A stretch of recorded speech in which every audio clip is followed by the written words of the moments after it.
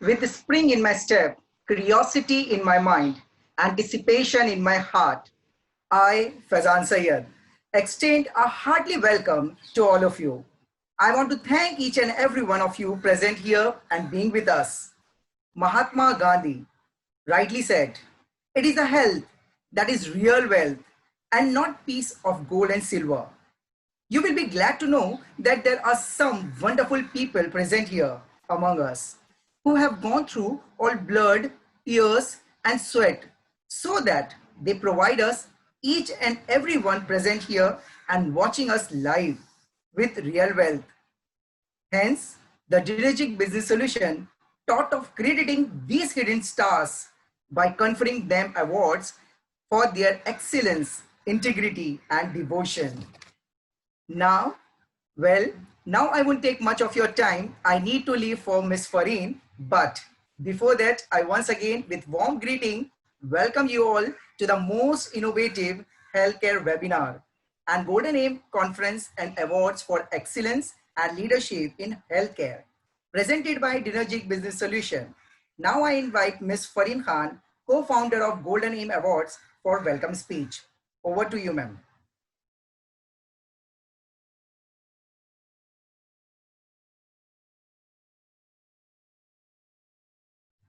Good evening, everyone, and I heartily welcome you all to the Golden Aim Awards. I, Fareen Khan, the CFO and co-founder of Golden Aim Awards, would like to thank you to all the participants, the speakers, and the guests for bracing this occasion. As it is said that medicines cure diseases, but only doctors can cure patients. As the current pandemic, the world is undergoing with the most difficult time we are ever going to face in our lives. It is even more difficult for the doctors who are working tirelessly to ensure that all those who are infected are provided with proper medical facilities. Their contribution and their hard work deserves a gratitude each and every day. And I'm very pleased to connect with these best healthcare experts.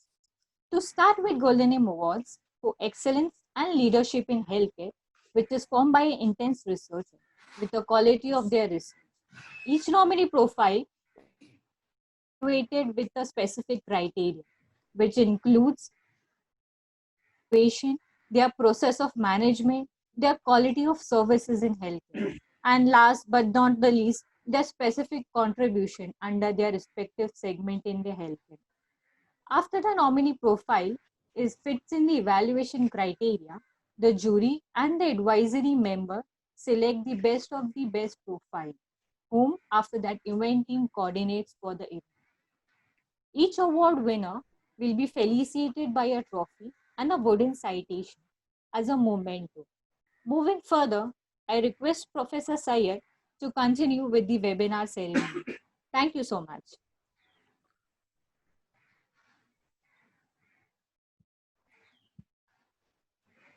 As it is said, there is no force more powerful than a woman determined to rise. This sentence I owe to our talented company's co-founder, Ms. Fareen Khan. Thank you, ma'am, for this wonderful, wholehearted welcome. Now, I request Mr. Azharuddin Faruqi, CEO and co-founder, Dinijik Business Solution, to share few words. Over to you, sir. Good evening and a very warm welcome to everyone in today's webinar. Myself, Azharuddin Faruqi, the CEO and the co-founder of Dinergic Business Solution. It's a pleasure to have you all present with us, as we all know that the doctors serve their duties to the society. It is remarkable. And as we all know, the doctors are the main pillar of our society. And the same has been proved in this pandemic. My company, Dinergic Business Solution, provides solutions in various segments and sectors, such as retail, wholesale, and end-to-end supply chain. We established our company in 2006 with a small warehouse in Mumbai. We had some aim to expand our business, and with the effort of my team, we are able to achieve that goal because of the team courage determination, and their hard work, we were able to expand our business national to international level. Currently, we have chain in Mumbai, Pune, Aurangabad, and Madhya Pradesh, and also to Indonesia, Oman, and Dubai. And we aim to bring more chain in future. We are very thankful to Golden M Awards to give us a chance to partner in this prestigious webinar. The platform where healthcare professionals and thought leaders share their views and knowledge. Thank you to having me in the family of Golden Aim. Thank you everyone to be a part of Golden Aim conference and award in healthcare segments. Over to you, Professor Sayed.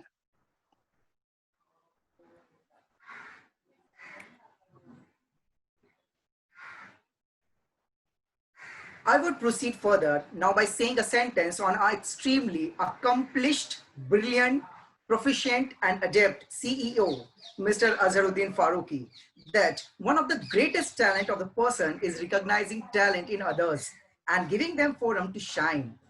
Once again, heartily thanking you to Mr. Azharuddin Farooqi for introducing Dinergic Business Solution and providing platform for people to shine. Now, so let us begin with the webinar. And now I call upon our first speaker, Dr. Abdul Majid. He is Honorable Secretary at Indian Psychiatrist Society North Zone. He is also Honorable Secretary at Indian Association of Geriatric Mental Health. He also served as Chairperson at Disaster Management Task Force and Indian Psychiatric Society.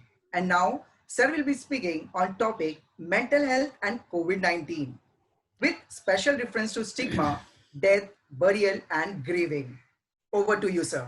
Thank you very much. First of all, thank you for the opportunity, and thank you very much for inviting me to speak. And since my mentor is there, he may have more inputs for me rather than from my side. Though the psychiatry is a field which probably has branches in almost every specialty, for that matter, every specialty. It's now a coordinated or an integrated care once we talk about psychiatry and other specialties. So we are talking about COVID, and we are talking about the stigma associated with it, the deaths during this period of 4 to 5 months, since India is almost now 15 lakh COVID positive cases, and fortunately more than 9 lakh have recovered and they are back home, but there are unfortunate ones who have lost their lives, more than 30,000 who have actually lost their lives. And during this period, death and grief has been one of the most, I think, the areas which have been very abnormally, I would say. Normally you have a normal death, you have a dignified death. That is what you aspire for during your whole lifetime, that you want to live a dignified life, you want to die a dignified death, and you need the people around them, the family and the relatives and the friends actually need to grieve normally, which actually has not happened during this period of time. So we understand that social stigma, as we see, is a negative association between a person or a group of people who share certain characteristics and a specific disease. And that is true for COVID as well. Unfortunately, even till date also, I see in the last 5 months, and it is happening in my area also, Kashmir also, that anybody diagnosed with COVID, he himself, his family, his friends, all are seen as an alien to this place, although this should not have been the case. So they are most of the times labeled, they are stereotyped, they are discriminated against, treated separately, they experience loss of status. Obviously, I'll give an example, and one of the earlier deaths that happened in Kashmir was a very famous businessman, and one of his relatives came to my clinic, in fact, with severe depression just around a couple of weeks back. The person died around in the first month of COVID, once it started in Kashmir. So the patient, the person was devastated. His relative who came to me for help for his severe depression was devastated, in the sense that the man was having a lot of qualities and characteristics of being having dignified life and dignified death, not the way he died and hardly anybody touched him. I did not attend his burial, which we normally do in this part of the world, Southeast Asia, India, and obviously in Kashmir as well. We get together, we see of the dead body for the last time, whether he is cremated or he is lowered in the grave, and you say the final goodbye. But that has not been the case with this boy also. And obviously the family it was the initial phase of March, April.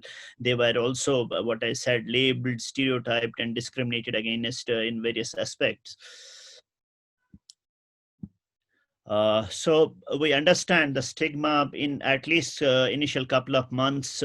One could say it was justified the way it was a very new disease and everyone was afraid of it. So it was more of a fear that created stigma. It's always a fear that creates stigma and lack of awareness. And we psychiatrists understand stigma much better, I feel, that because most of our psychiatric disorders, starting from schizophrenia, even to the anxiety disorders, once they come to a psychiatrist, they are labeled as, unfortunately, as insane. So once the awareness is low, once there is a fear of disease and there is not much known about the disease, it is very easy to associate it with so many irrational and illogical things. It started actually with people of Asian descent. It started with China, then obviously Iran, and then the travelers who were coming from outside to their homes during this period. They were stigmatized. They were the necessity was that they were quarantined, but back home once they came, the other people boycotted them. Healthcare workers, we had an examples, unfortunately, in capital city of our Delhi, that healthcare workers working in many hospitals were actually told that they should arrange for their accommodations elsewhere rather than where they were where they were residing actually for so long time, and the owners or the tenants told them to arrange alternative accommodation. The emergency responders had the same. People with the disease or their family and friends suffered, and there was unfortunately a certain group which was actually targeted during this by a few people, and that was really bad for whole of our society. We understand that once there is a stigmatized group, they obviously are denied healthcare needs. They are made target of verbal, emotional, and physical abuse. इसी की वजह से हमारे देश में या इसी की वजह से हमारे इस इलाके में हमारे, for example, that the person whom I was talking about, that in fact he was unfortunately lived, that इसी की वजह से हमारी कश्मीर में कोरोना वायरस आ गया, कोविड आ गया. So they were excluded and shunned in social situations. And if the person in future would apply for job and educational opportunities, I hope that it does not happen, but I'm sure that stigma will haunt them all the time. So the affected groups, once they feel isolated and abandoned, they obviously feel depressed, hurt, and angry when their own friends and their community avoid them. And perhaps more concerning is that the stigma harms the health and well-being in many ways, in fact. We have research from past also. If we talk about past epidemics, be it 1918, 1920 Spanish flu, once people in crores, in fact, died, and many of them were infected. So people who are worried, they are worried about to be shunned, and they feel that the problem is that once we them, they never came forward. That is actually what happened. And they said that we are being targeted, we are being stigmatized, we are being shunned, and we are being isolated. So what happened that actually made the cases in the society, in our community, to rise. So we, rather than helping ourselves, actually complicated the issues in the initial phase.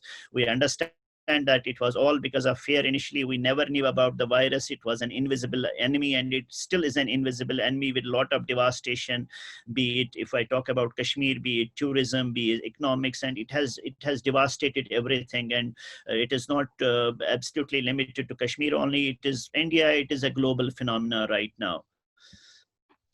So what we did, in fact, is that, and what is recommended also, what was recommended by WHO and by Ministry of Health, Ministry of Health, Government of India, that we need to actually choose words which actually are less painful and less stigmatizing. Every one of us should do our part, and we need to communicate, and we need to make people aware about it. So what we did is that, as everybody did, we as psychiatrists, mental health professionals, as a part of our social outreach, we made people aware about the protective and preventive measures like use of masks, use of sanitization, improvement of hygiene, manners and etiquettes and lifestyle, because we have bad manners of spitting on walls and spitting on roadside. Our hygiene and our sanitation around our house might be clean, but the surroundings are so dirty. So awareness about that, so that the virus spread could be somehow halted or could be stopped. Second important thing being is that you have to be very empathic towards the people. Once you show empathy, it really helps to heal. And once we discriminate, for that matter, regarding any illness, it results in devastation, not only to the family or the person himself, in fact, to the whole community. So we also know that we need to correct the misinformation and misconceptions shrouding the COVID-19 cases. Uh, we do talk about corona, but without associating with any specific individual or a family or a locality or a religion or a religion. So that is why it was initially named as Wuhan virus, but subsequently they said that the Wuhan people will get stigmatized, and it was named as COVID coronavirus then. So we engaged public figures like imams, priests, heads of gurdwara and churches in decreasing the stigma. We also, during this period, as happened all over India and all over the world, that heroes of the pandemic, be it healthcare workers, जिन्होंने अपनी भी खेती, they tried to save the lives around, be it police who were on the forefront enforcing lockdown, be it media who were spreading in fact, media had a very good role, be it municipality workers who took our garbage and who took our dust and dirt away from our homes to save us from the spread of virus, and be it administrative people, administration who were on the forefront, and in fact, all of us who stayed away from each other, and families stayed within their walls, not visiting their families and friends. So every one of us, we had to project ourselves as heroes so that we could contribute in our society. So death during COVID times, we understand that if many of the people know that there is a Hart Island in the outskirts of the New York City, which has had buried around unclaimed dead bodies for almost 150 years now. And these dead bodies would be mostly about Civil War soldiers, stillborn babies, homeless, AIDS patients, patients of yellow fever and tuberculosis, and others. And they would be buried there because it would be thought that even their corpses, the dead bodies, would be emanating viruses or the infection. So they would be buried there only. So during coronavirus pandemic also, even in New York, the mass grave burials took place in the same place where the other patients earlier for last 150 years have been buried, particularly those whose bodies were not actually claimed by their relatives or obviously in New York as well, being buried over that piece of land which is in the outskirts was a shameful way, because they were most of the times buried by the prisoners, rejects of the society, and they were off limits. Although they say it's a beautiful piece of land, but as far as death is concerned and burial is concerned, it is not beautiful at all. So talking about this place, the Supreme Court came into play, Supreme Court of India, and said that we have fundamental right to die with dignity, embrace the right to dissent, burial or cremation. But unfortunately, we have sir there, Professor E. Mohan Das, who would absolutely agree with me. We had press reports and on the TV and different news portals about Chennai doctor whose friend actually had to run from pillar to post and literally struggle for burial of his friend. So we had sites of in Pondicherry of dead bodies being thrown into pit or for burial, and there had been reports of piling up of hospitals, dead bodies in hospitals, mortuaries, and we had reports in Kashmir as well, where people who were living nearby the graveyards, they actually resisted the COVID. Those who had died secondary to COVID, they actually resisted their burial in their graveyards, which were nearer to them. And at the same time, we had difficulty in performing rituals according to our faith, beliefs, traditions. So it made it more difficult to handle the death in these times.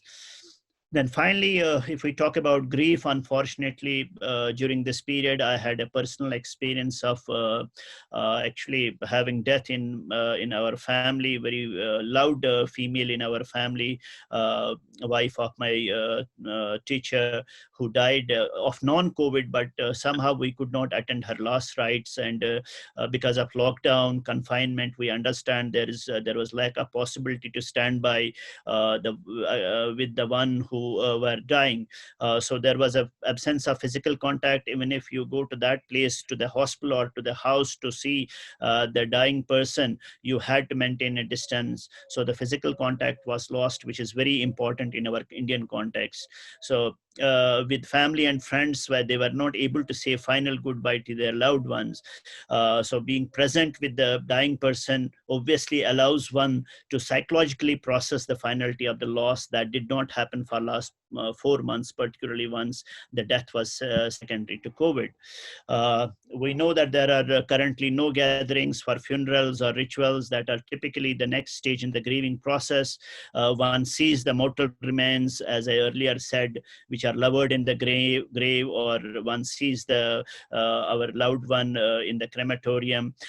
We see the ashes and we take away the ashes. That has not happened, and they could not immerse them in gands that normally happens, that you feel that somehow the death has not been so dignified as far as whole of our Indian subcontinent is concerned. So the grief was left unattended, and obviously you will have long-term consequences, like you have mental, emotional, physical problems that obviously could impact individuals and communities far more in future, I suppose.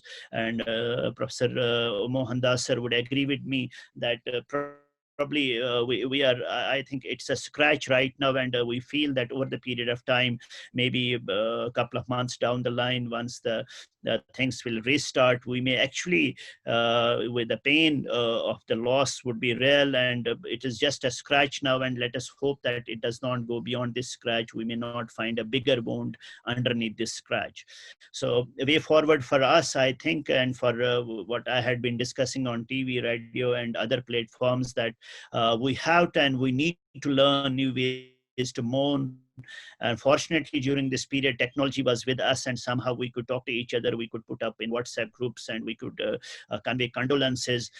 We understand that our words right now matter more than ever, and we have to, in fact, we did as well, and we need to do as well in future. Recognize the loss, reach out to them through WhatsApp, through telephone, through social media, and we need to share the memories of the deceased ones with the grieving families as well. And right now, unfortunately, the majority of information available is focused on the coronavirus itself. Rightly so, I would say, because it is really life-threatening and it is spreading like anything. But there is a vulnerable population who have unfortunately died during this period. Elderly people who had diabetes, who had hypertension, who had malignancies, or who died of other causes, and they have almost undergone, they have gone unaddressed at all. So we will grieve the loss of life once we knew, and one we hope to live, giving ourselves permission to feel the loss is therapeutic, because once we vent our anger, once we express our emotions, that is actually a therapy that decreases one's stress. It is possible that a level of collective grief or re-grief would obviously change the world forever. And I would say we can and we will find creative solutions to find ways to feel connected to each other and people we have lost. We will grieve together and we will heal together, inshallah, and we'll come out successfully and we'll win against COVID very soon. Thank you very much.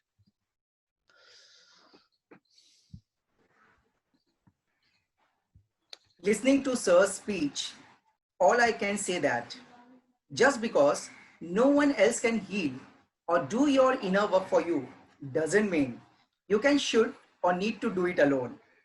Hence, it is our duty to be empathetic toward people suffering from mental health illness all over the world and treat them with support, kindness, and compassion. Thank you, sir. Thank you so much for very informative speech. Thank you very Now, much. Thank you. okay, thank you, sir. Now I call upon our next speaker, Dr. Professor N.K. Lohia, who is senior scientist in NAI and president at ISSRF. He is editor-in-chief for Journals of Reproductive Health and Medicine. And now, sir, will we speak on the topic adolescent health during COVID-19 pandemic. Over to you, sir. Let me first heartily welcome all those who are associated with this event, and also convey my compliments to the organizers of arranging this very important conference. I'll be talking about adolescent health. It was a pleasure listening to Dr. Abdul and giving overview of the psychiatric aspect of the COVID-19. I'll be talking about, in general, health issues related to adolescent population. Generally, traditionally, we defined health absence of disease, but the WHO says health is a state of complete physical, mental, and social well-being, and not merely an absence of disease or infirmity.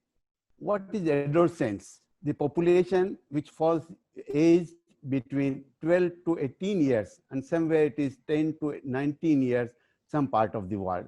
And they constitute what we call as the adolescent population. And this is the period where people have hormonal adjustments, they have stress and strain, they have fascinating, they have discoveries, they have living out and exploring. We have around 1.2 billion associated adolescents aged between 12 to 18 world over. That makes about 16% of the world population, whereas 21% of the Indian population falls within this category.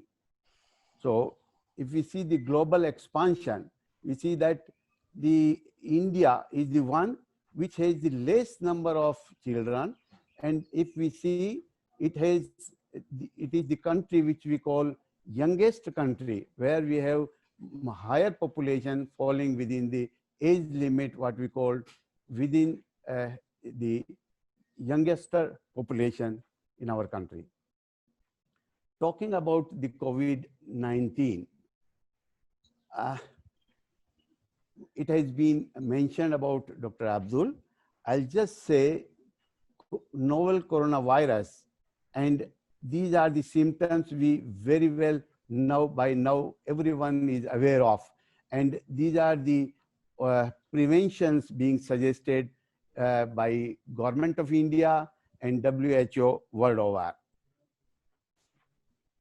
And these are the simply how it is diagnosed, means how the samples are collected and how the samples are processed in the laboratory, how the genetic material is mixed with the substances that cause a reaction, and how finally we come out with the whether the person is positive or negative. So as the world responds to COVID-19 pandemic, adolescents are among those feeling the impact across many aspects of their lives. And if we look into that, we see that how COVID-19 lockdown changing our lifestyles. I'll give some of the pictures which will be indicative as to how the adolescent population is being adversely affected by COVID-19. When you stay at home, we find that what else other than relaxing or having different types of anxiety, but at the same time, we eat excess of the food, junk food, and getting exposure to electromagnetic radiations. And this results into what we call as before and after adding weight to our body.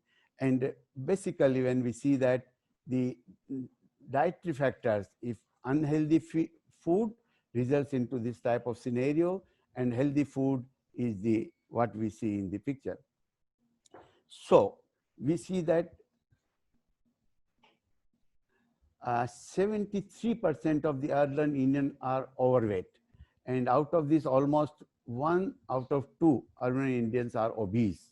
So maximum risk is, what is more important is to see that 28 to 38 years is the maximum risk factor when people become obese. And this is what is the scenario like. And during the period, it is being advised that you stay home, and people work from home, and students category, they study at home. If we look into the world scenario, we find that the China, Japan, and so on, the other countries being mentioned. And if we talk of India, we find that almost all young population, adolescent population, they are all staying at home, and they are studying from home. And this is the COVID impact on global scenario, where we find that how over the time from February to March, and we don't have figures, but in April and so on, we find this has increased tremendously. The figures refers to the learners enrolled at pre-primary, primary, lower secondary and upper secondary levels of education. And you can see the figure, how this number is increasing all the time during COVID problem. And this is a general picture of the students who are staying at home. We used to tell them not to use mobile, but now we say they cannot survive without mobile. And the bachpan ka connection kaata internet or mobile, where the childhood is lost because of this. And interestingly, there are several studies being conducted. Don't allow children to use a cell phone except for emergency. That used to be the feeling of the parents and elderly people, that it has several adverse effects on the health of the children. Why? Because the children's skulls are thinner and their brains contain the fluid than adults. Radio frequency travel through children's brain much more easily, and therefore increase the risk of the cancer. And these are the pictures being shown, how it is adversely affecting the brain of the children. And this is the cell phone and its impact on health being presented by WHO. The International Agency for Research on Cancer, a part of WHO, designated cell phones a possible human carcinogen, and there it is being mentioned that found evidence of increase in glioma and acoustic neuroma, brain cancer to mobile phones. And and the children and the adolescent and the senior people get exposed to all these things very commonly, whether it is the mobile phones, electric appliances, computers, cosmetics, and cleaning products, so on and so forth. And they all together aid to the infertility factors in your life. Clinically, we define inability to conceive after more than 1 year as the infertility, and WHO Health Organization defines subfertility as diminished ability to conceive, and infertility is complete inability to conceive over the time. It is very important to see that the adolescent people, they suffer anxiety, they suffer stress, the panic, depression, and so on and so forth during the COVID-19. And the overall picture shows about 40% is a mild anxiety, then 17% is the moderately severe anxiety, and about 27% the moderate anxiety, and severe anxiety about 15%. So after COVID-19, there has been a mental health pandemic. We talk of the available vaccines, treatment options available for COVID-19, and there are conflicting reports in the media, but we are aware that the remdesivir is one which has been claimed to be very effective in curing the COVID-19 infection. The hydroxychloroquine has also been found to be, and recently it has been claimed that it is very good medicine to control COVID-19 infection, and dexamethasone. Then there are various reports in the media where they claim that the Ayurvedic medicines can also be useful in controlling the COVID-19 infection. And there are several our government organizations, Ayush Ministry, and there has been some controversy about coronil, but then there have been claims that by increasing immunity, you can also control spread of COVID-19 infection. Our Indian Council of Medical Research is also working on it, and they are claiming to come out with Covaxin, and it is a very potential likelihood vaccine to control the COVID-19. And when will life go back to normal? It's a big question. And all of us, we talk about, and we know that very difficult to get an answer of it as on today. We have seen this scenario that during the course of lockdown, how we have been able to control the spread of the COVID-19, and thereafter, after lockdown, how fast the infection is spreading. So people recommend that stay at home, do physical exercise, eat a nutrition diet, and of course, don't smoke. And we find that the cleanliness also helps you in keeping yourself away from the infection. And stay positive is very important for avoiding anxiety and also depression. The lifestyle factor and lifestyle, how intensely and immensely it has changed. And we see that the health adolescents now, the healthy adolescents will lead to the healthy adult in future, and this will lead to the healthy future generations. So it is very important that the adolescents should stay healthy so that our next generation will also be healthy. So lifestyle medicine, healthful eating, manage stress, avoid tobacco, and form maintain relationships, and have a improve your sleep.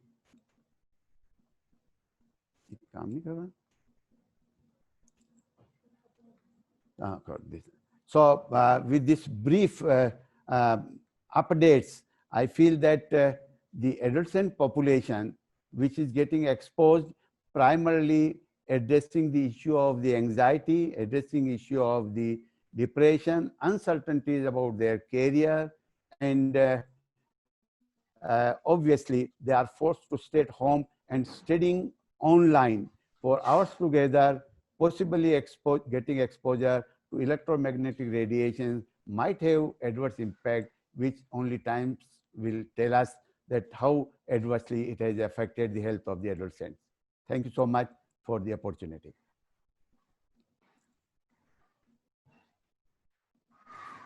Listening to Dr. N.K. Lohia's speech, all I can quote is, adolescents represent an inner emotional upwheel, a struggle between the eternal human wish to cling to the past and equally powerful wish to get on with the future. And hence, Sir said, we need to work on it during the time. Once again, thank you. Thank you so much, sir, for informative words. Now I call upon our last speaker, Dr. Ram Prabhu, who was president of Indian Orthopaedic Association till 2017. He is currently Joint Secretary of Association of Rural Surgeons of India. He is also head of department at V.N. Desai Hospital for last 30 years and also head of Naurosi Wadia Hospital, medical director at Mukund Hospital and consultant at Hiranandani Hospital, Powai. And now, sir will be speaking on topic COVIDology, a new normal in orthopedic cares. So, over to you, sir. Good evening, everyone. Good evening, sir. At the outset, I must thank Golden AIM Award organizers and especially Madam Farheen Khan and Mr. Azhar, and also our host, MC, botanist, Mr. Sarfraz, for calling me and giving me an honor of the award. At the same time, I'm also thankful to Madam Farheen Khan and Mr. Azhar, who have organized this today's presentation ceremony. I also must see, I can also see some stalwarts from the medical field, especially my friends, Dr. Sanjay Oak, Dr. Naresh Shetty, Dr. Swaran Arora, Dr. Mohandas, Dr. Sadarangani, and many more friends who are there participating today. And I'm glad that I'm in the illustrious company, and we have just heard a very lucid and interesting talk by Dr. Abdul Majid and Professor Lohia. As all of us know, COVID-19 has got us into situation and a pandemic which is unheard of, and this is perhaps the worst in this century, and we are still counting the people who are getting affected and also unfortunately falling prey to this. So this is what we are going to talk about, and I'm actually helped by previous two speakers because quite a few of the facts that they have already spoken that I don't have to talk about it again in details. I'm going to talk about especially the orthopedic scenario and how this COVID-19 has affected all of us and how it is going to be changing the scenario in the outpatient department, the inpatient department, the operations, and how we are going to take care of the surrounding, the environment, and personal care. So this COVIDology is a new terminology which has been coined to explain the science of COVID-19 and also the scary facts that I am going to discuss today, how it has affected us globally. There are certain few information about coronavirus that I wish to give. This is a single-stranded RNA virus of group 4 of virus classification. WHO gives its name as COVID-19, and it is a new strain of coronavirus first identified in Wuhan City, China in December 2019. And as the previous speaker have already said, the incubation period goes from 2 to 14 days. And this is a basic structure how the coronavirus looks, which has M and E proteins, the envelope, the spike glycoproteins, and RNA and N protein. And this is how the whole virus looks like. And there are certain signs and symptoms which again has been said, and I'm going to repeat. Few things like dry cough, sore throat, loss of smell and loss of taste, which is very, very important sign and symptom, tiredness and absolutely fatigability, fever, diarrhea, difficulty in breathing are the basic signs and symptoms which are seen. People really come with some of the symptoms or sometimes no symptoms at all. So we have to be aware of those asymptomatic corona positive patients. There are some vulnerable patients, especially the elderly people, those who have weakened immune system, those who have got comorbid problems like diabetes and cardiovascular diseases, those who are cancer survivors and having cancer, chronic lung diseases and other chronic diseases are susceptible for this. And we know by now that almost 30% of the population of people who are suffering from COVID-19 and the death rate is in the age group of above 50. But that doesn't mean that younger people are not spared. We also see almost about 1% incidence of these COVID-related deaths in this younger age group, and infants and younger people are also not spared. So how does COVID-19 spread? All of us by now know that it's aerosol or the air droplets which actually release from the body through our orifices like mouth or from sneeze from nose really cause the problems. The touch, which is also very important to transmit this COVID-19, and also closed groups, which are also detrimental to spreading this. And this is a chain of transmission that we know, and this is true for all the infections. the port of entry, the susceptible host, infectious agents, reservoir, port of exit. And for infection to spread, all the links have to be connected, and breaking any one link will stop disease transmission. And this is very important, that we need to break this link at some vicious cycle or some other. So there are some infection control goals in outbreak preparedness to reduce the transmission of healthcare associated infection, to enhance the safety of staff, patients, and visitors, and to enhance the ability of organization or health facility to respond to an outbreak, and to lower or reduce the risk of hospital or healthcare facility or a clinic itself by amplifying the outbreak. And this is how we prevent the spread. First of all, the aerosol is prevented by simple mask, and there are different types of masks for various reasons, and face shield. And there are different ways of hand washing, which is absolutely taught to each and every individual, and sanitation which needs to be done. The social distance is also very important. Keeping 6 feet, at least the distance between two people, is extremely important. So these are the elements of standard precaution that we must take. The hand hygiene, the respiratory hygiene, such as how do we cough, or the cough etiquettes need to be taught. The personal protection equipment according to the risk, the safe injection practices, the sharps management, safe handling, cleaning and disinfection of the patient care equipments, environmental cleaning, safe handling and cleaning of soil linen, and waste management. So these are basic standard precautions that we need to take. And there are also the basic level of infection control precautions to be used by all the patients at all the times, regardless of suspected or confirmed status of patients. The risk assessment is critical for all the activities, that is, assess each healthcare activity and determine the PPE that is needed for the added protection. Now, infections for 72 hours, depending on the environmental conditions. And this is how the various sources of contamination are. One is by touching doorknobs or the buttons on the lift, touching the nose or mouth, or even cash transactions, and again touching the ATM machine, etc. These are the basic contaminants which are to be forbidden. And this is how the techniques of washing the hand, which is very, very important, especially the finger, the fingernails, the web spaces, the thumb, the front and the back part, the palmar and the dorsal part of the hand. And this should take at least a minute or little more to wash the hands.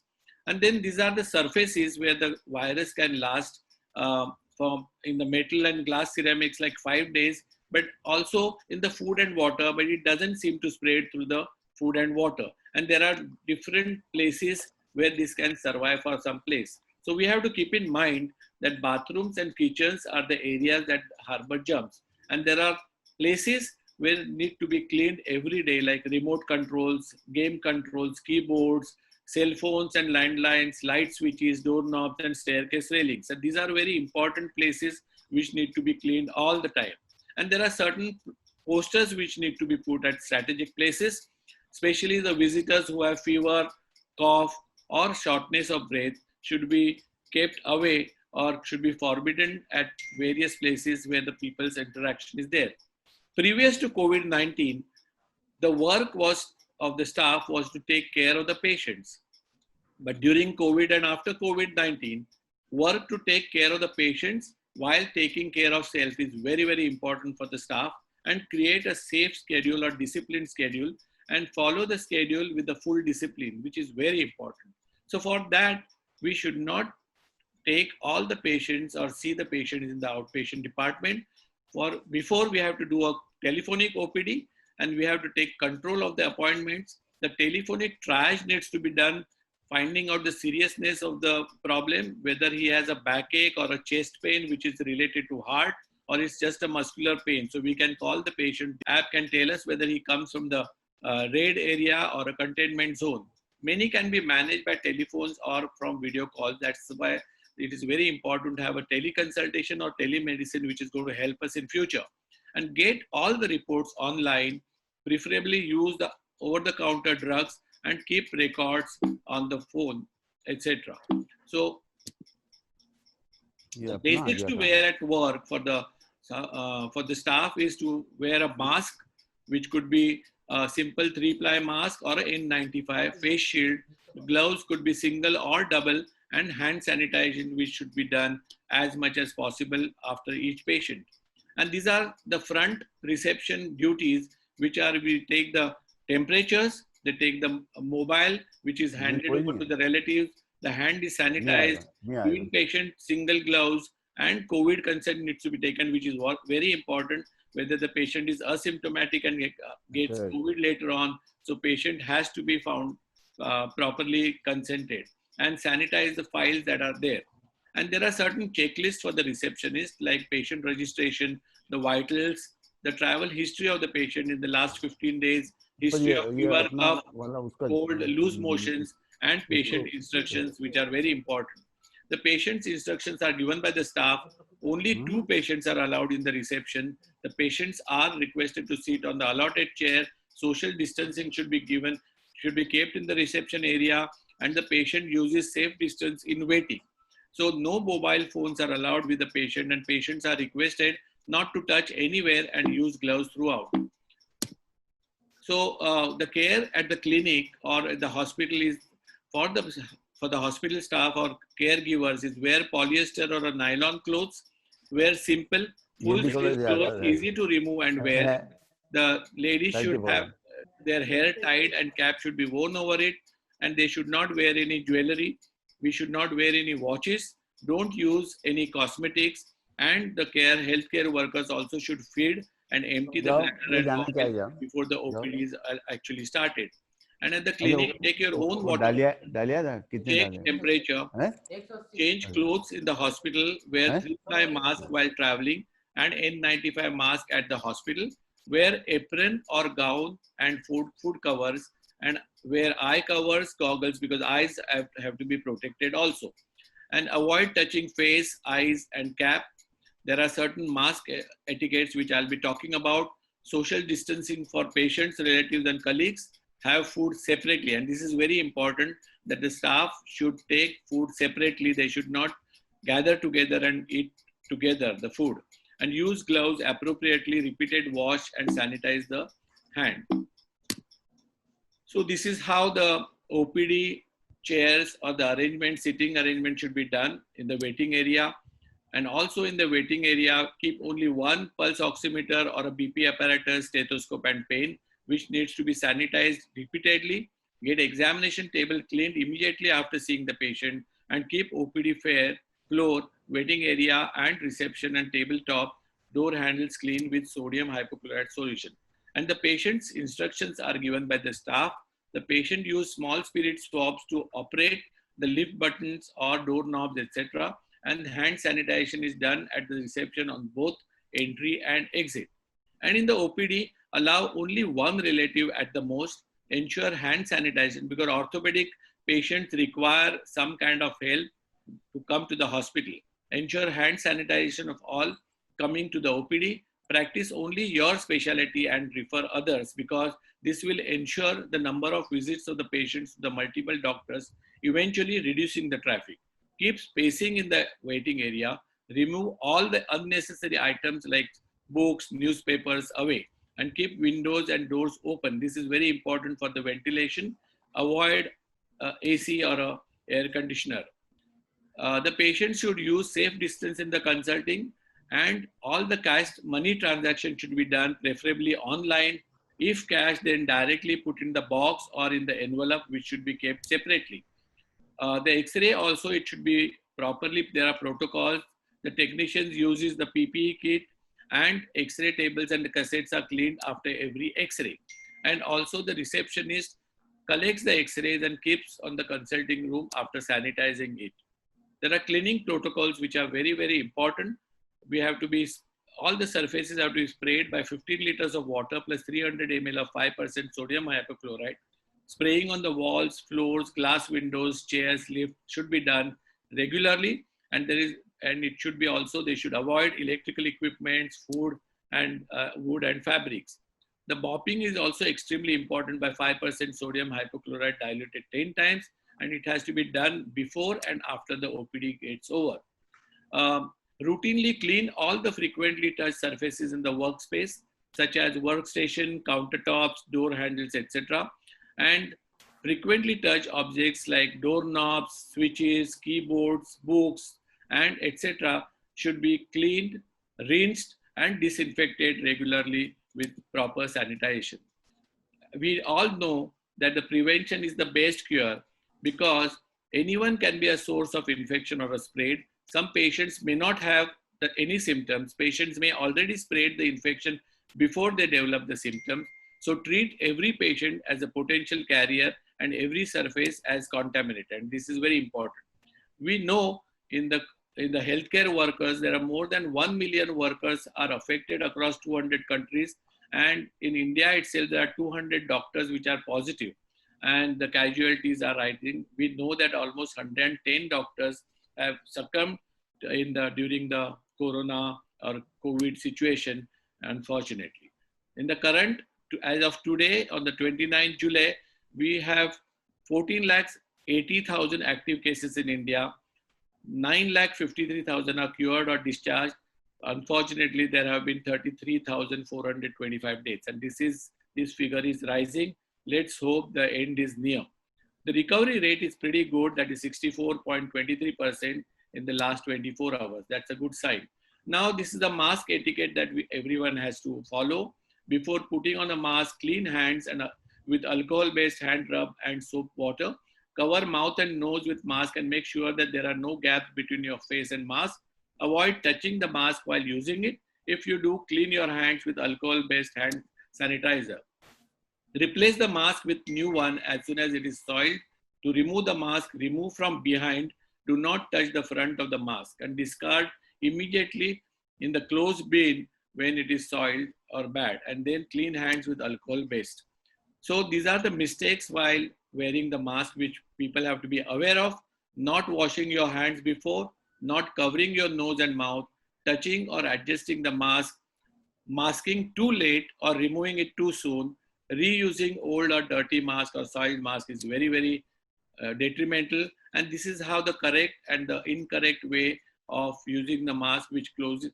Correct way is to actually have the nose and mouth closed properly, and it should be well fitted. And these are the OT protocols where we have to be much stricter, especially in the orthopedic scenario when aerosol contribution is much more during our drilling and cutting, etc. And then there are certain do's for orthopedic surgeons. Consider each case admitted in the hospital in and around as a COVID positive. Screening should be done for all patients. Conscience should have information that a COVID-19 could be transmitted from any one or other admitted patients. Follow religiously infection prevention and control. Outpatient visits should be reduced as much as possible. Conservative treatment of fracture should be tried first, excepting for emergency cases or red flag signs. Structured communication is very important and should be regularly done. Surgical management should be planned as per risk stratification strategy. OT environment is extremely important. Anesthesia and surgical plan should be modified depending on the COVID-19 positive or negative case. The surgical team should consist of experienced surgeons and not trainees. Look for the opportunity within the adversity.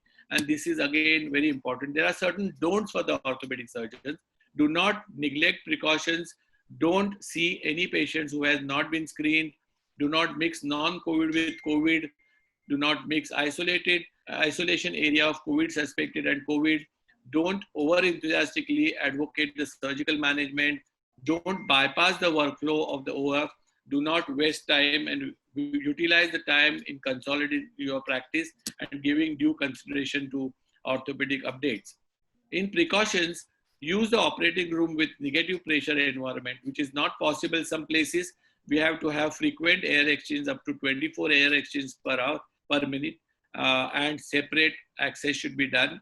Airborne spread is concerned during aerosol generating procedures. So it is also important to understand the airflow within an operating room and have the proper equipment and protocols in place to limit the spread of infection in this setting. Anti-rooms in which to put on, that is donning and doffing to remove protective equipment, should be available in all the theaters. Use disposable surgical items, protective equipment, use double caps, N95 mask, medical goggles, boots. Minimize entry into and exit from the operating room during surgical procedures and allocate time between procedures to allow staff and the operating room to go through the proper decontamination procedure. So there are certain protocols during orthopedic surgeons. I won't go to the detail, but pre-operative anesthesia consultation, regular consenting and special COVID consent, avoid aerosol generating procedures, follow government guidelines, use negative pressure wherever possible, check for all the requirements before surgery, and surgical team should not enter the theater till the time induction is being done. And there are certain protocols which are also minimize the people to maximum of 8. Patient should be double masked. All members of surgical team to wear N95 mask, avoid aerosol generating procedures, use absorbable sutures so that patient does not have to come for stitches removal. Patient should be monitored for 30 minutes after the end of the procedure. Cleaning of the operating room begins 30 minutes after the patient is wheeled out, and theater should remain closed for 4 hours before the next case is taken in. So these are the screening booths before the emergency room, and these are the screening stickers for the hospital staff to segregate them, and this is the floor plan for the OT complex where there is an entry, exit, the donning and the doffing area, recovery room and ICU, and there are the different ORs which take the operations. And this is how the surgical team wears something which looks like an astronaut, and these are the surgeons and assistants operating. And you can also see that there is an anesthetist who is also wearing the PPE with face mask and the face shield, and this is also important. He has been shielded at the upper end of the operations, or the upper body is shielded. So after all these precautions also, there are certain things that still remain unknown. The virulence and the pathogenicity of the virus, the effectiveness of different modes of transmission, the proportion of mild and asymptomatic cases, the infectivity during the incubation period and during recovery, the impact of individual or population-based preventive measures, the risk factors for severe illness besides age, comorbidities, the effectiveness of treatment regime. And these are very, very important things. And I hope that soon we get some answers for this. I must thank the Vidarbha Orthopaedic Association, Dr. Sushruth Babulkar and Swapnil Keni and his team to help me with this presentation. And thank you very much for calling me again. But remembering following these guidelines is extremely important for patient safety, for hospital safety, for your safety, for your family's safety, and of course for the nation's safety. Thank you again for kindly calling me and honoring with this honor. Thank you very much. Over to you again. Thank you, sir. Madam Farheen. Thank you so much, sir. Thank you. Thank you very much. After hearing to Dr. Ram Prabhu, things that come into my mind is that science is the key to our future. And if you don't believe in science, then you are holding everyone back, right? So because of science, today we had all our assiduous speaker that made our event very illuminating. Now, thank you so much, sir. Thank you so much once again. Now, the time has come for which we were all waiting impatiently.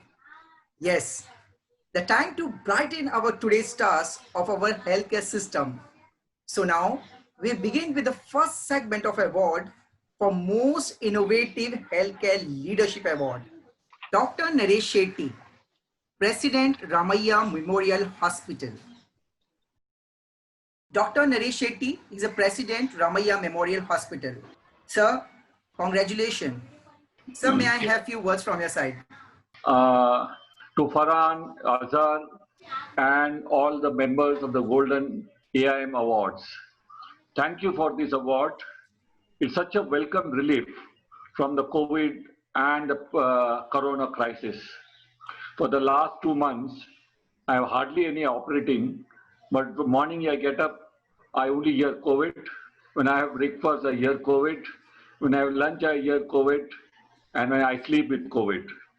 It's become a very, very difficult task for all of us. I think all the medical professionals are going through very, very tough times. And I hope that each one of us understand that when I take this award, it is on behalf of so many of our frontline people who actually are really working, and I'm just a face for them. I can only say in this platform that To all the people who are outside, that please protect yourself so that we can prevent this pandemic from spreading. On behalf of my institution and all my frontlinemen, I thank the organizer of the Golden AM Award for this award, and I hope I will take them with them your gratitude so that they also feel fulfilled for their job. Thank you, one and all. Thank you so much, Thank sir. you so much, sir. Coming up next, Dr. Raghupati Velaswamy, Chief Executive Officer, G. Kuppuswamy Naidu Memorial Hospital. Yes. This is Dr. Velaswamy. First, I want to say that healthcare today is getting more and more complicated, getting tougher and tougher every day to get things done. Perfect example is the current COVID crisis. In healthcare, patient come first. We have to listen to them and we have to find solutions to their problems. Innovation doesn't have to be a rocket science. Some of the simplest ideas for improvement can make a big difference. Innovation in healthcare today is the key to prevent healthcare worker burnout, lower cost of care, improve patient outcome and satisfaction. Motivated people enjoy work and always perform well. And that in essence, what awards like this do. I thank Golden Name Awards personnel to offer me this honor of getting the award. Thank you very much. Congratulations. Congratulations. Thank you so much, sir. Thank you. Up next, Dr. Hiren Ambedkar, Chief Executive Officer, SL Raheja Hospital, Mahim, a Fortis Associate. Congratulations, sir. Coming up next, Dr. Sanjay Oak, Chief Executive Officer, Prince Ali Khan Hospital, Aga Khan Health Service, India. I have enjoyed all the three lectures. I'm the chief of the Maharashtra State Task Force for COVID. So very rightfully so, I have been living COVID for the last 3.5 months. And I got the worst of it about 1 month back. And I went right up to the stage of being on assisted ventilation system in an ICU. So I can now say that now it is truly in my blood. Well, I particularly like today Dr.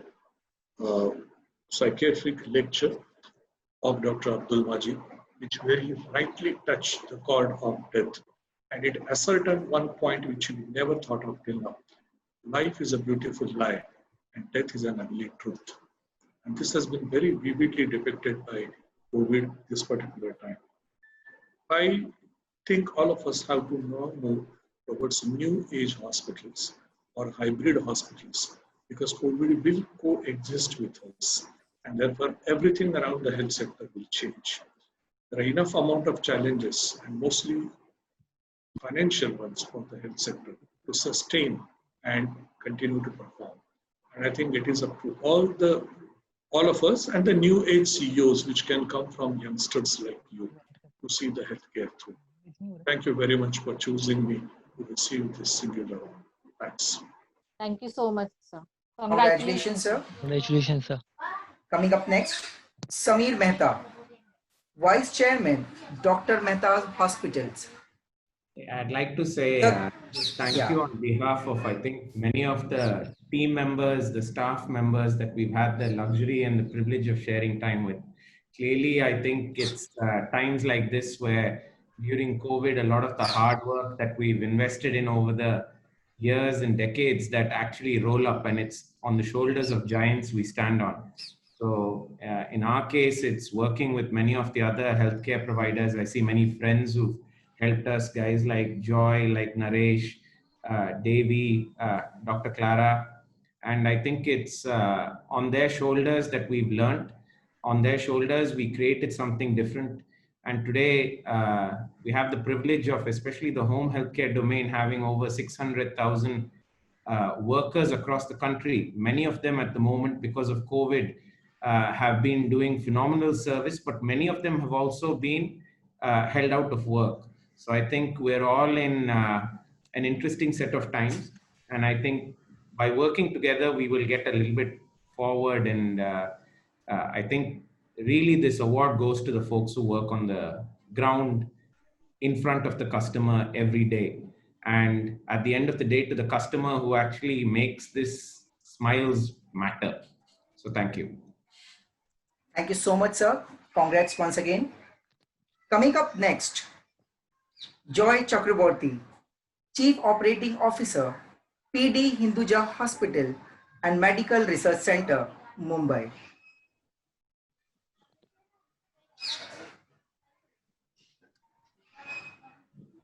Sir, can I have you? Yeah.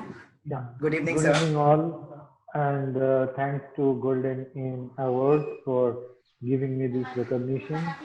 And I'm pleased to see that I'm sharing platform with some of the doyens. I can see Dr. Rope, Dr. Bibi Shetty, and all are there in this platform. My friend Samir. I want to take this opportunity to thank my team in PD Hinduja Hospital, who has supported and with whom I work, and we can take up this institution in a different level. Most of the other delegates have mentioned about the COVID. For last 4 months, we in Hinduja Hospital, day in, day out, we are working towards creating a better facility and service for our patients who are coming. And I'm sure this will motivate many of us to take this in the next level, and then ultimately it will be for the beneficial for the society, for the patient. Thank you once again. Thank you so much, sir. Congratulations. Then we have Dr. Vishwadeep Goyal, Chief Operating Officer, Apollo Hospitals International Limited. Yes, thank you very much, Golden AIM, for this recognition. And as many of the speakers before has already shared, that this current COVID pandemic has brought to focus the need for a very strong and a healthy healthcare system, because if you have a good healthcare system, then only you can kind of take care of the patients as well. So this recognition definitely goes to my entire team of Apollo Ahmedabad, so who has been supporting me in all the initiatives to ensure that we provide the best services to our customers. I'll also like to dedicate this award to all my co-workers who are currently taking care of the COVID, all the COVID warriors that we have, who are going ahead and ensuring that we provide the best services despite all the risks that are there. So thank you, Golden AIM, again for this recognition. Thank you so much, sir. Thank you so much, sir. Congratulations. Then we have Dr. Samir Bhargav, Professor, Department of ENT, HBT Medical College, and Dr. R.N. Cooper Hospital, Mumbai. President 2020, Association of Otolaryngologists of India. Congratulations, sir. Sir, can you say a few words? Okay. So first and foremost, I would like to compliment Dynergy Business Solutions for having instituted these Golden AMI Awards. And I'm indeed honored to be here with so many other luminaries, some of whom I know personally very well. And it's been difficult times for all of us. And in these difficult circumstances, I think the healthcare workers have been doing a fantastic job, and particularly the task force, I can see Dr. Sanjay Oak there, and they've done a fantastic job as regards this. And hoping to meet everybody on an actual platform the next time these awards are instituted. Thank you very much once again. Thank you so much, sir. Congratulations, sir. And in the series, we have Dr. Jyoti Clara J. Michael, Director of Nursing, Strategies and Planning, India Operations Division, Parkway Healthcare India Private Limited. Congratulations. Thank you. Ma'am. Thank you. What works well yesterday may not work well for today and tomorrow. especially in healthcare. Innovations are very essential to pace with the dynamism that involves technology and advancement in healthcare. COVID has unveiled and it has also trained all of us to make a lot of innovations in healthcare, both at the process and in the structure of healthcare delivery. So I am very glad that and honored to having received this most innovative healthcare leadership award in the Golden Aim Conference and the award ceremony today. And I also thank the organizers for having chosen my name for this particular award. I feel that it is more of my accountability now to further prove that I had to innovate more and contribute to healthcare. One thing that COVID has taught us is it's not only innovation, but also it taught us how to exnovate our ideas, which has converted into innovation and cost optimization. That is what I have learned in the last 6 months, way to be careful not to waste anything, time, money, resources, and manpower, which was a beautiful learning. And a lot of innovations have come out, and I'm seeing a lot of innovations happening in India, in Tamil Nadu, in Chennai, which is really fascinating. Thank you, the organizers, for having chosen me and given me additional accountability to prove further. Thank you. And thanks, Sam, for mentioning my name. I'm sure you're a wonderful colleague who keeps motivating me in my leadership. And thank you all. Congratulating all the awardees for the awards that you are receiving today. Well deserving all of you. Thank you very much. I dedicate this award for my nurses and all the clinicians, those who are working with me, because without them, today I would not be even chosen to have this. Thanks all juries for nominating me. Thank you. Thank you so much, ma'am. Coming up next, Dr. Anant N. Rao, General Manager and Unit Head, Columbia Asia Referral Hospital, Yashwantpur. Sir, may I have few words from your side? Thank you all, and I see a lot of luminaries there, so pleasure to be in the August company. Thank you. From an administrative perspective, I think this is an era of costs. So, we need to do a lot of cost reworking, and, it's teaching us a lot. I think COVID has brought us to what we personally believe as minimalistic living. So I think that's what, COVID is all about. And I think we ought to respect, the leveler COVID in trying to teach us new methods, in trying to say that you can still survive the odds, and possibly teaching us newer lessons on how to be at home, because we were never at home. So, thank you all, and congratulations to all my fellow winners. Thank you so much, sir. Congratulations once again. Thank you. Coming up next, Dr. Shabina Sheikh, Assistant Director, Medical Administration, Safi Hospital. Congratulations, ma'am. Yeah, hi. Thank you, jury, for this award. Day and night we've been busy in COVID. This has come as a surprise and a kind of motivation for all of us. Thank you for this recognition, and all the best. Keep doing the best. Coming up next, Dr. Gulhima Arora, Mehekta Gul Derma Clinic. Congratulations, ma'am. Thank you. Good evening, and at the outset, I would like to express my sincere gratitude, and I'm truly humbled to have received this most innovative healthcare leadership award, along with so many luminaries that are there today. I would like to thank Ms. Farheen Khan and Mr. Azhar and everybody at the Golden Aim Awards for having bestowed this honor on me. It is an ultimate achievement for a doctor to be recognized for his or her professional efforts, especially in this depressing time and unprecedented COVID times that we are going through. This has definitely personally motivated me more, and I'm more and more accountable to innovate more. I would urge all my fellow countrymen to follow all the COVID etiquette required so that we can beat this virus as soon as possible. I take this award on behalf of all the healthcare workers today. And thank you very much for bestowing this illustrious award on me. Thank you so much. Congratulations, ma'am. Thank you. And last but not the least, Dr. Manisha Kulshresht, Medical Superintendent, Bansal Hospital, Bhopal. Can we move on to Congratulations, next ma'am. award? Let's move on to next award, sir.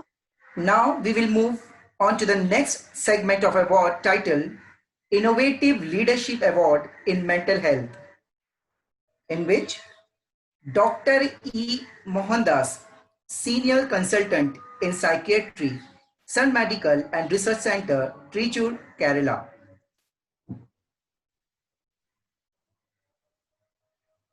Congratulations, sir.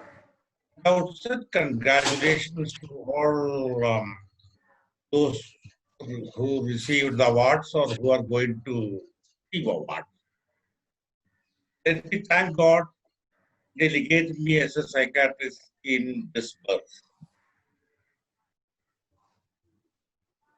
And I thank the organizers of this Golden Aim Awards, Dynamic Business Solution, for considering me for this award. This is the fourth one that I'm getting this year. I don't know why I got it. The last 40 years, I'm a psychiatrist. I was in almost all organizations, Indian Psychiatric Society, Association of Private Psychiatry, Society for Bipolar, many international organizations, some presidents or some part. Maybe because of that. And I'm usually an academician. And I thank my colleagues, co-workers, psychiatrists, my students, and in India and abroad, most of them are now the professors or directors for really helping out to make me what I am. Lastly, let me just thank my family, my wife, Dr. Shobana Mohandas, a gynecologist, my sons, Mr. Dheeraj Mohandas, a MBA, and Mr. Adarsh Mohandas. He's an engineer by profession, but he's doing a teaching job called teaching coordination for the downtrodden people. Now, can I just put a message now? Can I put Yes, a sir. message? We have Yes, time. sir. Yes, sir. I appreciated the excellent talks by the three stalwarts, especially the psychiatrist Majid, who really talked about not only the dignity of life, but dignity of death. That we used to discuss the ethical issues of, because incidentally, I am the training and skills director of UNESCO Bioethics Asia Pacific. So you have to even consider the dignity of a cadaver. Lastly, for the entrepreneurs, the healthcare workers, I think COVID has taught us many innovative things. We have to change lifestyle. We have to change our economic habits. We have to have our healthcare infrastructure. Even the big hospitals might not be the answer. Small specialized hospital might be in the future. And innovative educational techniques. And these are some of the thoughts which have just gone through my mind. Thank you very much to one and all for listening to me. I am from Kerala. Thank you very much. Congratulations, sir. Thank you very much. Thank you so much. Now we have Dr. Abdul Majid, Associated Professor, Psychiatry, SKIMS Medical College, Srinagar, Jammu and Kashmir.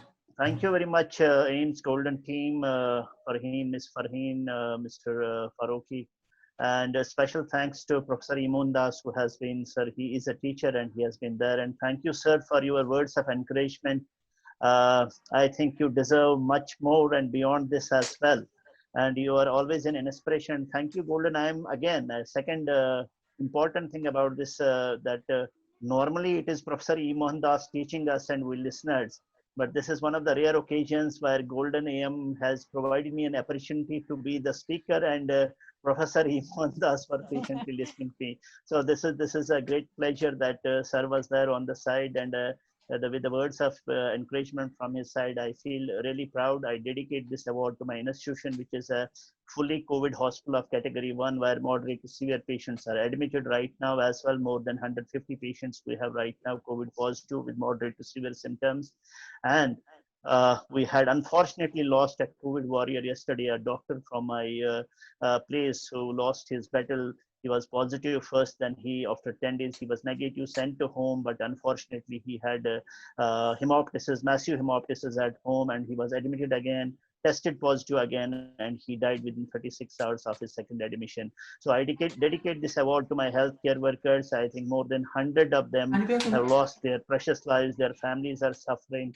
To the patients who are in quarantine, who are in lockdown, who are in wards, and I dedicate this award to all the family members who had their loved ones separated from them without, in fact, offering proper funerals, congregational prayers, and a proper burial. It's really an emotional state of affairs that we have been saving for the last 4 months, and I think I fully dedicate this award to all these people who have suffered for last 5 months, starting from the healthcare workers to the administration, to the police, to the media, and most importantly, the common people of India.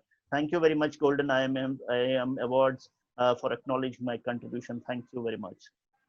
Congratulations, sir. Thank you very much, sir. Thank you. Okay.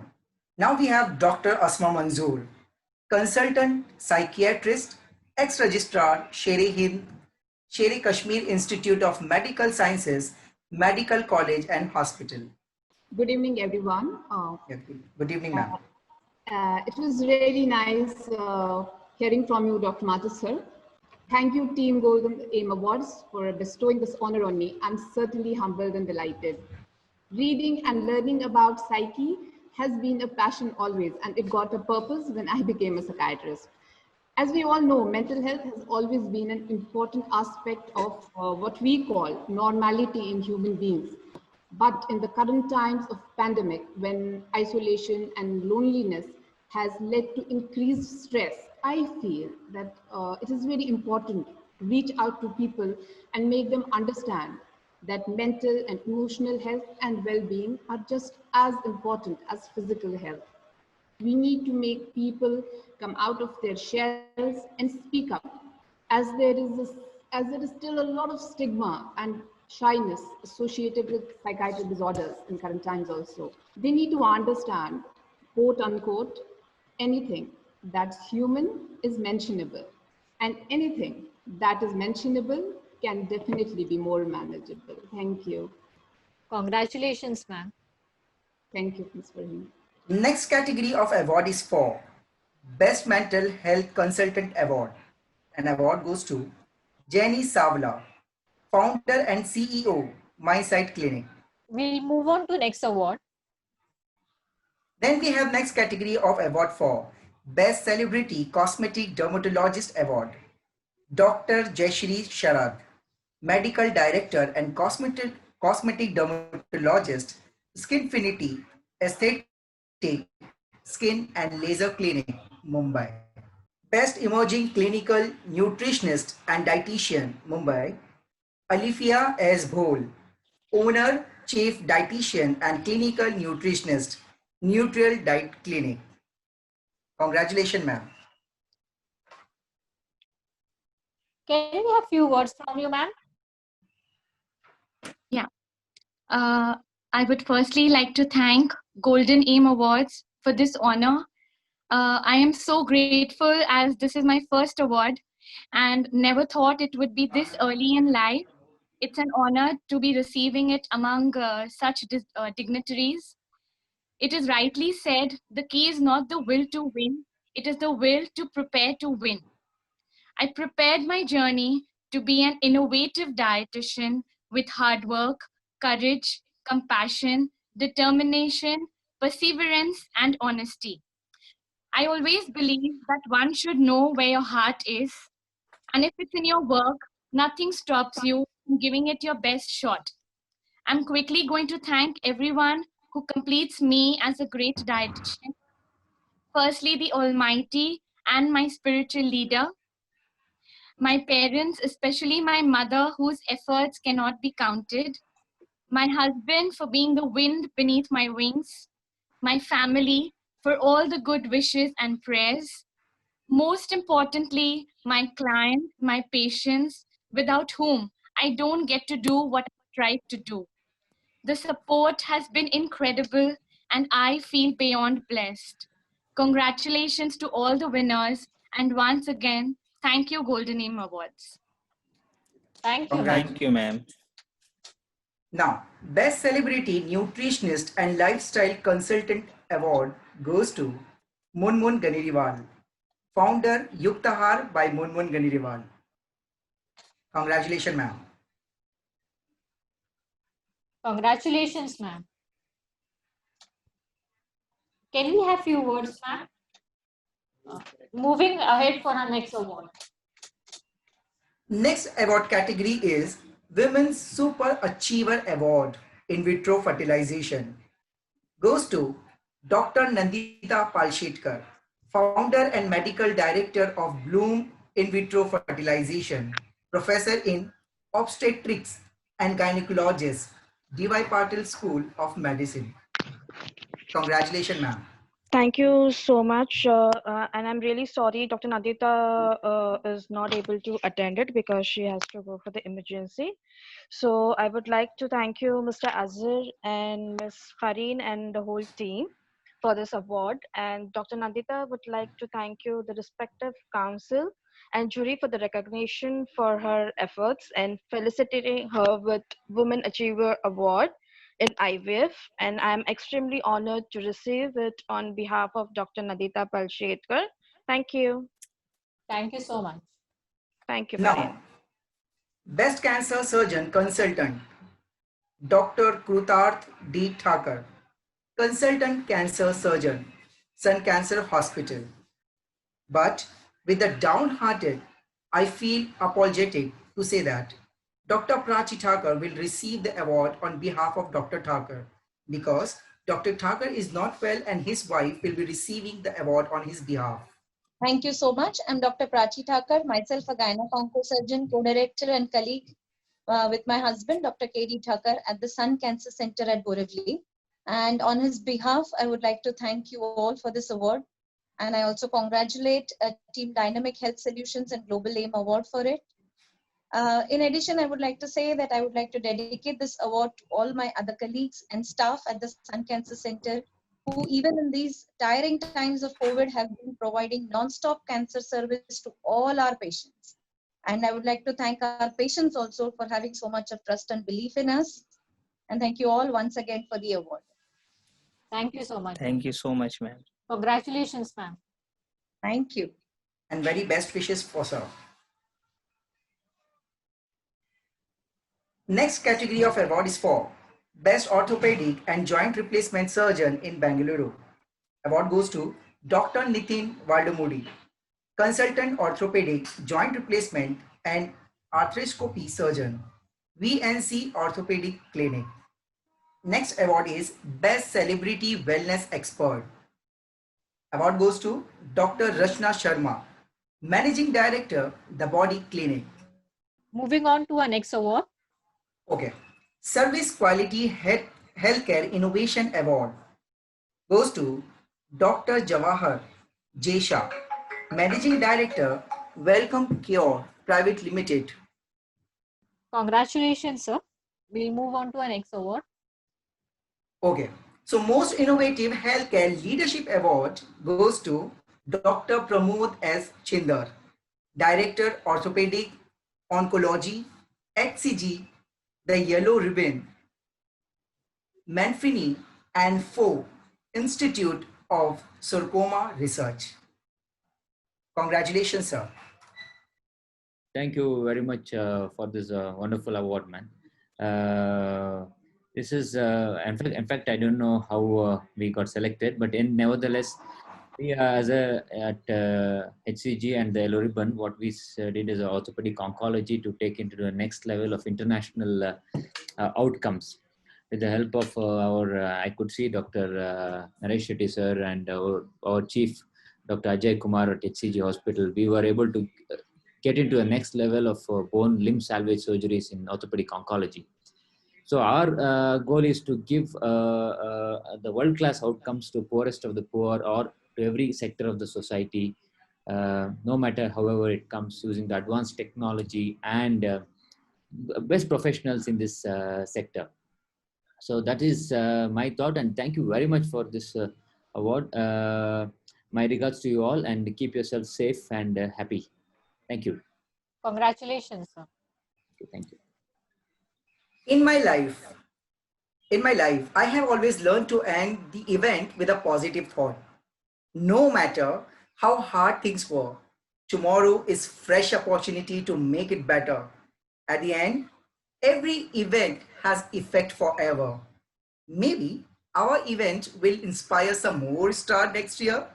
With this, now we come to an end of this award ceremony and today's webinar. May I request Ms. Farin Khan to do closing remark. Thank you. Thank you so much. Thank you, Professor Syed. I thank you all to our esteemed participants. It has been an honor to have you all present in our event. Your participation ensures the success of the event. Once again, I thank you everyone for all your kind support. I also thank to our esteemed speaker, Dr. Abdul Majid, Dr. Nirman Kumar Lohia, and Dr. Ram Prabhu. And I thank to our gold partner, Dinergic Business Solution, CEO and co-founder, Mr. Azharuddin Farooqi, for all your kind support and the opportunity to work with you. Last but not the least, to all the participants and the award winner. Hope to invite you soon again. Thank you, everyone. Goodbye, stay home and stay safe.